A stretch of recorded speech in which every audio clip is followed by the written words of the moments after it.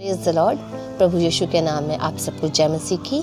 और आज मैं आपके सामने वचन लेकर आई हूँ लूका रचित सुसमाचार, उसका 18वां अध्याय, उसकी 35 आयत से उसकी आखिरी आयत तक। वचन में ये लिखा हुआ है कि एक अंधा व्यक्ति था जो अंधा भी था और भिखारी भी था, और वो सड़क के किनारे क्या करता था, बैठा रहता था और लोगों से भीख मांगता था। पर एक दिन क्या हुआ कि वो जब अंधा भिखारी सड़क के किनारे बैठा हुआ था तो उसको आहट आई। प्रभु यीशु मसीह उस रास्ते से जा रहे थे। जब उसको आहट आई, उसने सुना अपने कानों से कि यीशु नासरी इस रास्ते से जा रहे हैं, तो वो क्या करने लगा, तेज तेज चिल्लाने लगा और कहने लगा, हे यीशु दाऊद की संतान मुझ पर दया कर, हे यीशु दाऊद की संतान मुझ पर दया कर। जब वो बहुत तेज तेज चिल्लाने लगा तो जो यीशु के साथ भीड़ थी, उसके चेले भी थे, वो लोग उसको डांटने लगे, उसको कहने लगे तू इतनी तेज क्यों चिल्ला रहा है, उसको शांत कराने लगे। पर जब वो लोग उसको शांत करा रहे थे तो वो और भी तेज चिल्लाने लगा कि हे यीशु दाऊद की संतान मुझ पर दया कर।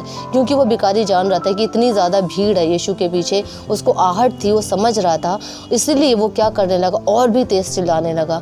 और जब यीशु मसीह ने उसकी आवाज़ को सुना तो लोगों को बोला इसको मेरे पास लेकर आओ। जो वो प्रभु यीशु के पास गया, प्रभु यीशु मसीह ने उससे पूछा कि तू क्या चाहता है। उसने कहा मैं चाहता हूँ कि मैं देखने लगूँ।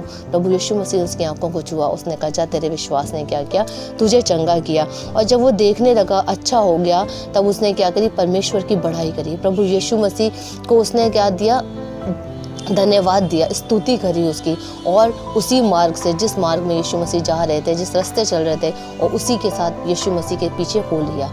तो मैं आज के वचन के द्वारा आपको ये समझाना चाहती हूँ कि वो जो व्यक्ति था अंधा था और साथ में भिखारी भी था, पर उसने क्या करा, जब यीशु के आने की आहट सुनी, जब यीशु के आने का शब्द उसके कानों में पड़ा, तो वो क्या करने लगा, चिल्लाने लगा। आज आप और मैं अपने जीवन में अंधे हो सकते हैं, भिखारी हो सकते हैं, जीवन की परेशानियों में ज़रूरी हो सकता है कि हम अंधे हैं, हमें रास्ता नहीं दिख रहा, हमें मार्ग नहीं समझ में आ रहा कि हम किस मार्ग को अपने जीवन में चुनें। हम अपने फाइनेंस में इतने गिरे हुए हैं कि हमें लोगों से पैसे मांगना पड़ा, हम कर्जे में इतने दबे हुए हैं कि हम इधर से कर्जा मांग रहे हैं, उधर से कर्जा मांग रहे हैं, पर हमारी लाइफ में आशीषें नहीं आ रही है, हमें कोई मार्ग दिखाई नहीं दे रहा है। जैसे वो अंधा भी था, और दूसरी जो बड़ी परेशानी थी उसके जीवन में, एक भिखारी था, उसके पास पैसा भी नहीं था, वो लोगों से मांगता था, परेशान था।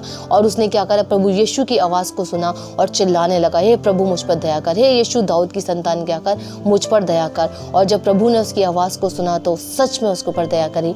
आज अगर आप अपनी ज़िंदगी में परेशान हैं, दुखी हैं, फाइनेंस आपका अच्छा नहीं, जॉब नहीं है आपके पास, दूसरों से मांगना पड़ रहा है, आपको रास्ता नहीं दिख रहा कि मैं किस रास्ते जाऊं, कहाँ जाऊं, क्या डिसीजंस लूं अपने रास्ते में, तो आप प्रभु को चिल्लाइए, जैसे उस अंधे भिखारी ने प्रभु को चिल्लाया। और प्रभु ने क्या किया, उसको बोला इसको मेरे पास लेकर आओ। हो सकता है कि आपको लगे कि इतनी ज़्यादा भीड़ है, इतनी ज़्यादा मेरे लाइफ में परेशानियां हैं, भीड़ से मतलब कि इतनी प्रॉब्लम्स है, इतनी दिक्कतें हैं, मैं कैसे परमेश्वर को चिल्ला सकता हूँ, मैं कैसे प्रभु में बैठ जाऊँ। देखिए, अगर आप परेशान रहेंगे, दिक्कतों में रहेंगे, उलझन में रहेंगे, तो कोई भी आपकी मदद नहीं कर सकता है, कोई भी मदद नहीं कर सकता है। भीड़ प्रभु यीशु मसीह के पीछे थी, पर जब अंधे भिखारी ने चिल्लाया तो प्रभु यीशु मसीह ने सबको शांत किया और कहा कि अंधे व्यक्ति को मेरे पास लेकर आओ। जीवन में जब आप बैठ जाएंगे तो परमेश्वर आपकी सारी जगह से क्या करेगा, प्रॉब्लम्स को शांत करेगा, और वो कहेगा कि बोल तुझे क्या चाहिए, बोल तू क्या चाहता है। और जब आप कहेंगे कि प्रभु मेरी ये परेशानी है, प्रभु कहेगा जा, तेरे विश्वास ने तुझे चंगा किया, तू मेरे पास आया। प्रभु के पास, प्रभु यीशु के पास कोई भी जाता है, परमेश्वर क्या करता है, उसके जीवन को बदल के रख देता है, बदल के उसके जीवन को रख देता है। और पर जब वो चंगाई प्राप्त करा, उस भिखारी ने चंगाई को प्राप्त किया, तो उसने क्या किया, परमेश्वर की बढ़ाई करी। जिस दिन प्रभु आपके जीवन में आपकी इच्छाओं को पूरा करे, आपको टेस्टिमनीज दे, उस दिन आपको परमेश्वर की बढ़ाई करनी है, स्तुति करनी है, और जिस रास्ते पे आप चले उसी रास्ते पर चल देना। उस अंधे व्यक्ति ने उस रास्ते को छोड़ा नहीं कि वो भी सोचता है कि मैं ठीक हो गया, मैं चंगा हो गया, अब मैं जाऊं अपने परिवार के पास, जाऊं कहीं भी जाऊं, कुछ भी करूं, मैंने आंखों से कुछ नहीं देखा, आज मैं सब कुछ देख रहा हूं, तो मैं बड़ी बड़ी दूर जाऊं, कुछ भी कर सकता था वो। पर उसने वही मार्ग चुना कि नहीं, मैं प्रभु यीशु मसीह के पीछे लूँगा। वचन कहता है कि वो प्रभु यीशु मसीह के पीछे हो लिया।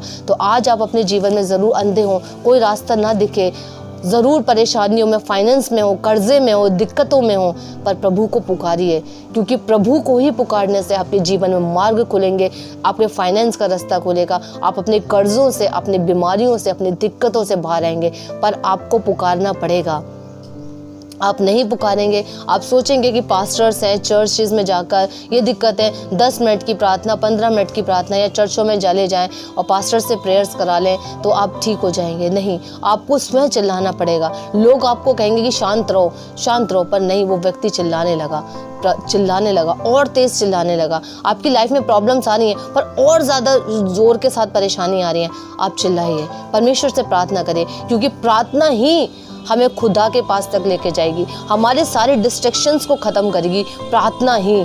जब वो तेज से चिल्लाने लगा तो प्रभु यीशु मसीह ने भीड़ से कहा कि उसको मेरे पास लेकर आओ।